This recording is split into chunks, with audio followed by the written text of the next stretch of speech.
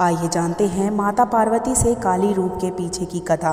एक बार दारुक नाम के असुर ने ब्रह्मा जी को प्रसन्न किया। उनके दिए गए वरदानों से वह देवी और ब्राह्मणों को प्रलय की अग्नि के समान दुख देने लगा। उनके सभी धार्मिक अनुष्ठान बंद कर दिए और स्वर्गलोक में अपना राज्य स्थापित कर लिया।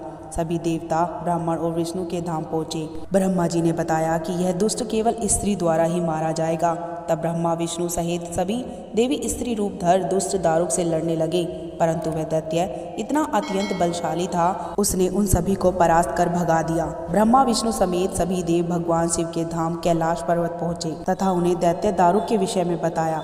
भगवान शिव ने उनकी बात सुन माँ पार्वती की ओर देखा और कहा, हे कल्याणी, जगत के हित के लिए और दुष्ट दारुक के वध के लिए मैं तुमसे प्रार्थना करता हूँ। यह सुन माँ पार्वती मुस्कुराई और अपने एक अंश को भगवान शिव में प्रवेश कराया, जिस माँ भगवती की माया को इंद्र आदि देवता और ब्रह्मा भी नहीं देख पाए।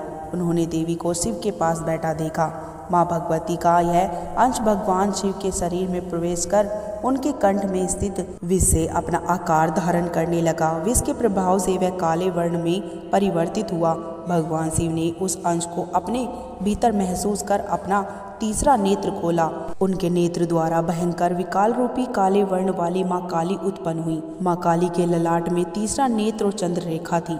कंठ में विराल विष का चिन्ह था और हाथ में त्रिशूल व नाना प्रकार के आभूषण व वस्त्रों से वह सुशोभित थी। माँ काली के भयंकर व विशाल रूप को देखकर देवता व सिद्ध लोग भी भागने लगे। माँ काली के केवल हुंकार मंत्र से दारुक समेत सभी असुर सेना जलकर भस्म हो गए। माँ की क्रोध की ज्वाला से संपूर्ण लोक जलने लगा। उनकी क्रोध से संसार को जलता देख भगवान शिव ने एक बालक का रूप धारण किया। शिव शमशान में पहुंचे और वहां लेटकर रोने लगे।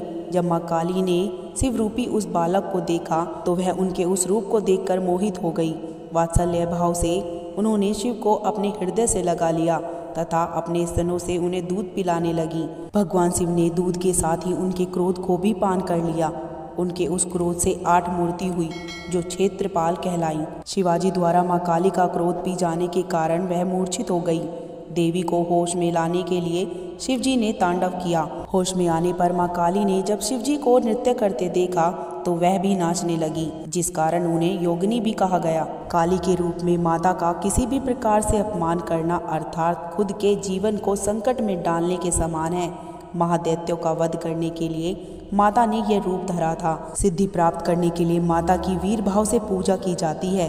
काली माता तत्काल प्रसन्न होने वाली और तत्काल ही रूठने वाली देवी हैं। शुभ और निशुभ राक्षसों का वध करने के लिए देवी पार्वती ने ये अग्रह रूप धारण किया था। ऐसी मान्यता है कि जो भक्त देवी काली की पूजा सच्ची श्रद्धा के साथ करते हैं उन्हें गुप्त शत्रुओं से छुटकारा मिलता है।